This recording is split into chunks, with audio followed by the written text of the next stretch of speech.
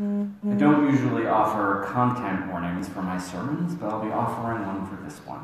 What I'm about to say and share may be triggering for some. There's some graphic sexual content and language. If after today's service you feel you need to seek pastoral counseling and feel safer talking to a female minister, Reverend Julia and Reverend Elizabeth are both survivors, and both would be happy to have confidential conversations with you.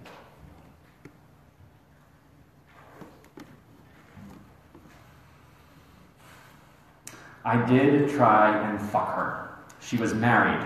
I moved on her like a bitch, but I couldn't get there. And she was married. Then all of a sudden I see her. She's now got the big phony tits and everything. She's totally changed her look. Yeah, that's her. I better use some Tic Tacs just in case I start kissing her. You know, I'm automatically attracted to beautiful. I just start kissing them. It's like a magnet. Just kiss. I don't even wait. And when you're a star, they let you do it. You can do anything. Grab them by the pussy. You can do anything.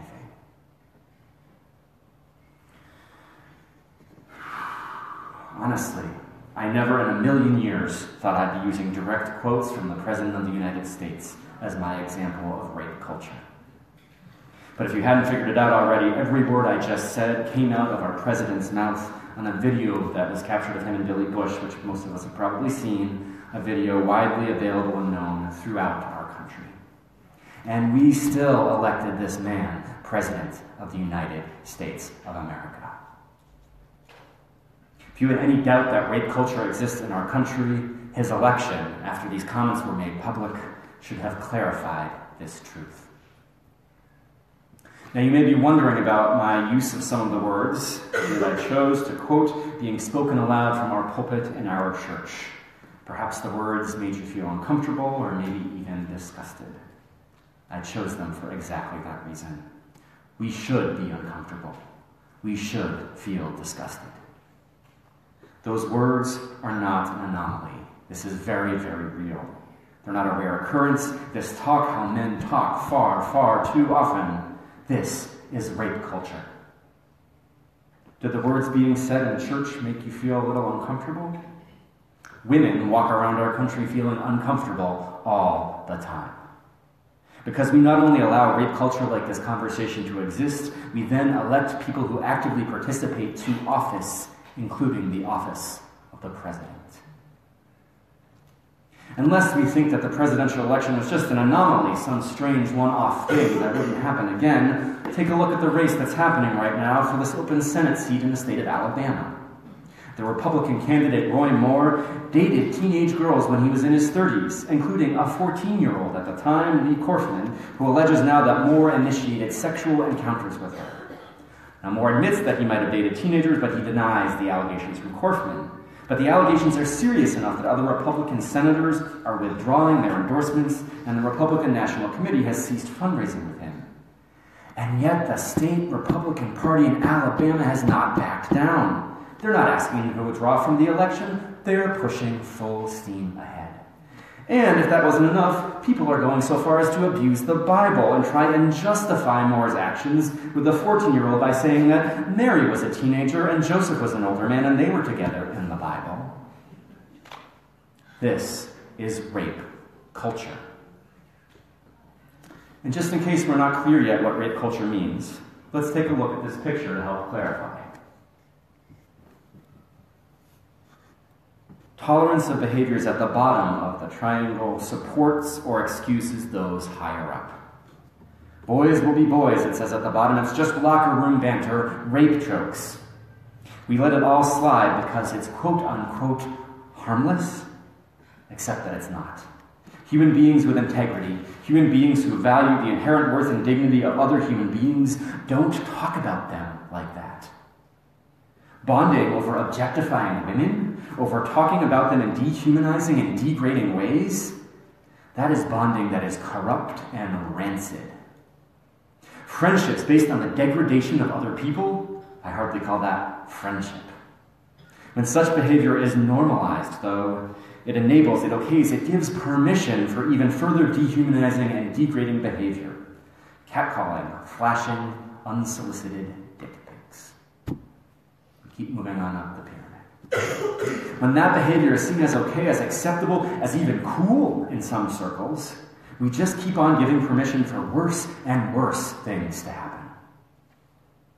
Now, are there so many specific issues listed in this picture, so many hugely problematic behaviors that we let slide or worse, celebrate? We don't have time to talk about all of them this morning, but we're going to talk about a few. Victim blaming is one of the worst. It's about halfway up the pyramid. Did you see the way she was dressed? She was asking for it. How ridiculous and insane is that a thing to say? To make that clear, all you have to do is apply it to a different situation. Did you see that rich guy, how that rich guy was dressed with his fancy wristwatch and expensive briefcase? He was just asking to get robbed. We don't say that, do we? Because it's insane. We don't blame the victims when they're men or well off, or even when women are merely physically assaulted. But rape or sexual assault, somehow it's okay to blame the victim. No, not okay. Not okay ever again.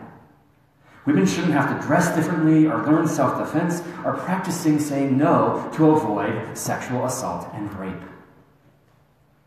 Men should stop doing it. There is no defense, there is no explanation, there is nothing that ever makes it okay. Men and the occasional woman, we all are responsible for our actions, and it's never okay to sexually assault another human being. It's on each of us to stop ourselves from doing that. Full stop. And when someone does rape or sexually assault a woman, we need to hold that person accountable for their actions. Full stop. Here's something else we need to get clear about. Consent. We talked about it a little bit in the story for all ages. Consent means that you have the other person's permission to continue forward with a sexual act. It seems like this should be pretty straightforward, right? No means no. For real, if someone is unconscious or otherwise incapacitated, they can't consent. To see how ludicrous and ridiculous some of the arguments that are made about this are, we can do the same thing of applying the same logic to a different situation, like this video about drinking tea. If you're still struggling with consent, just imagine instead of initiating sex, you're making them a cup of tea.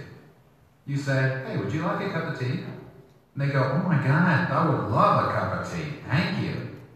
Then you know they want a cup of tea. If you say, "Hey, would you like a cup of tea?" And they're like, I'm not really sure. Then you could make them a cup of tea, or not, but be aware they might not drink it. And if they don't drink it, then, and this is the important part, don't make them drink it. Just because you made it doesn't mean you are entitled to watch them drink it. And if they say no thank you, then don't make them tea. At all. Just don't make them tea. Don't make them drink tea. Don't get annoyed at them for not wanting tea. They just don't want tea, okay? They might say, "Yes, please. That's kind of you."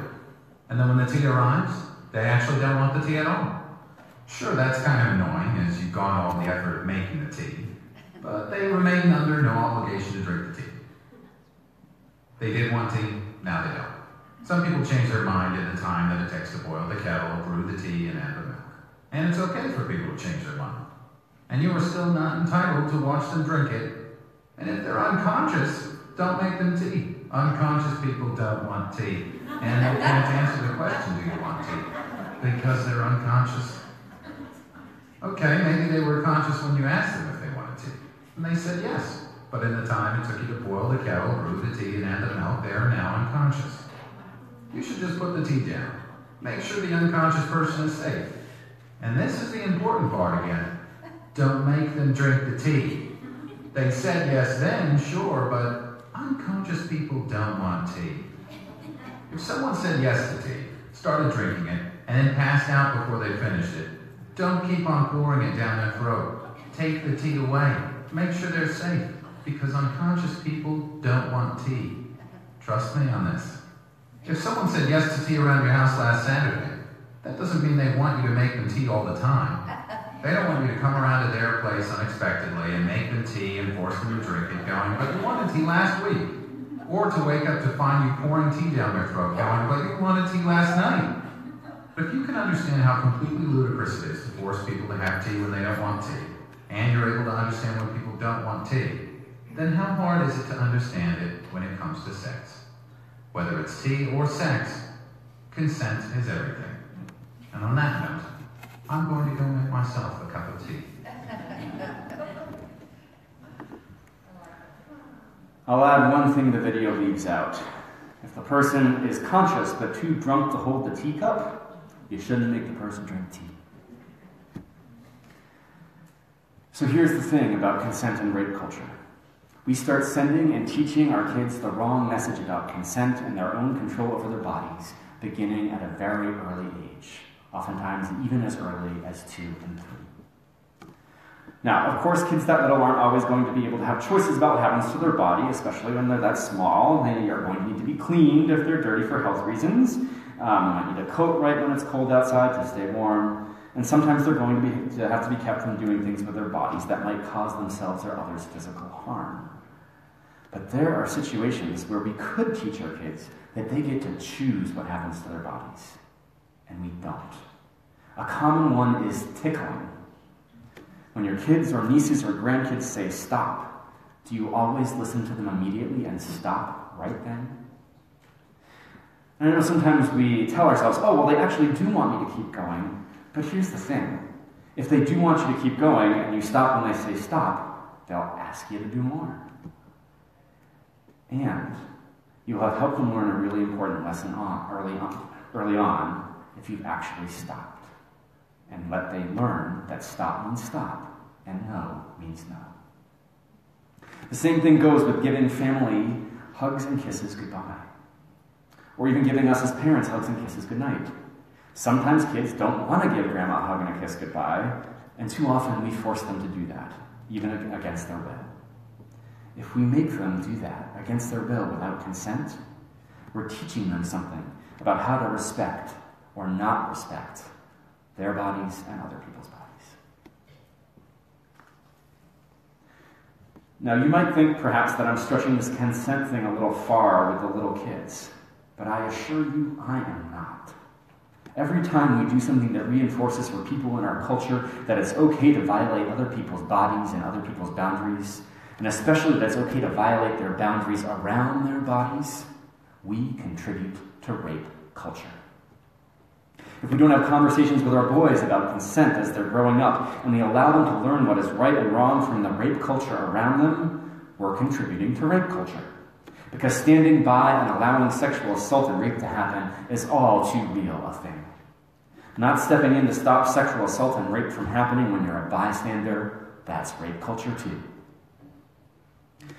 And then there's toxic masculinity, a term used to define the idea of what it means to be a man in our culture, a toxic version of maleness that supports and promotes rape culture. Sounds like this. Men don't have feelings. Men's worth should come from their sexual prowess and number of conquests. Men shouldn't cry. Men should treat women as objects and joke about it with each other. You think this still isn't happening? Ira shared an example from her own life this morning of a female friend walking by a group of guys. One guy pointed at her and asked another, would you bang her? That, friends, is toxic masculinity.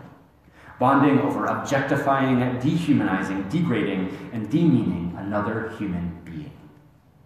And those were teenagers doing that to other teenagers. This has got to stop.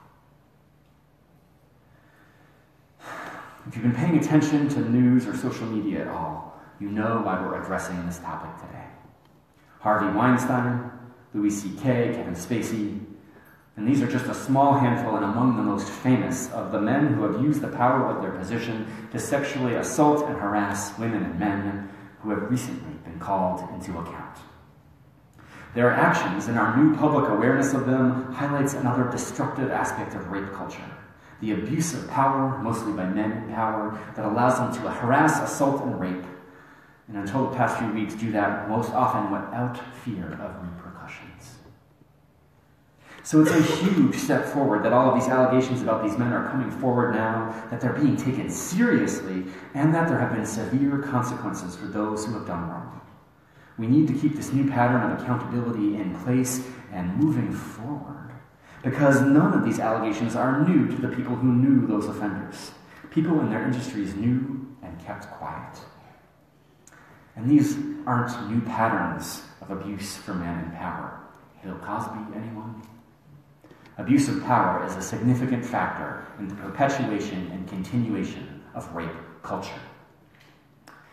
And please, let's not pretend that within the walls of Unitarian Universalism that we are somehow immune from this problem, because we're not.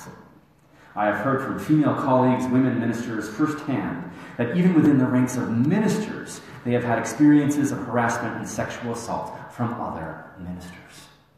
If our ministers are having these experiences, if our ministers are among those harassing and assaulting, then it's happening in our churches too. This is a problem that all of us need to work hard to put a stop to. Let's also not get hung up on the fact that I've been talking primarily about men harassing and assaulting women. Yes, women are sometimes the assaulters too, and yes, sometimes men get assaulted. And it's wrong and bad and horrific in every single case. Primarily, though, this is an issue about men harming women. And changing rape culture helps make this better for everyone. Harassment, sexual assault, and rape are generated out of a rape culture where objectifying and dehumanizing other human beings gives ourselves and others the permission to do harm.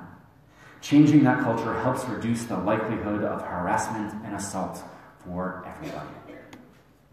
Because really, rape culture is dehumanizing for everyone involved, even including the perpetrators.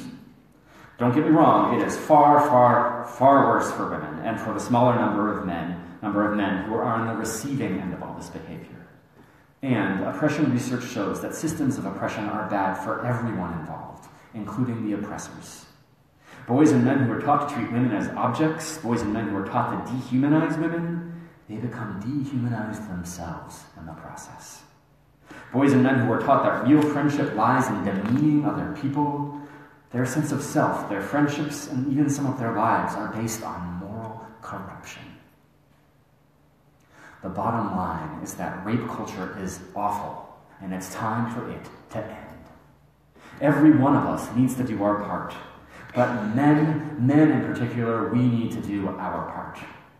It is a moral failure on our part if we let sexual harassment, sexual assault, and rape remain as women's issues.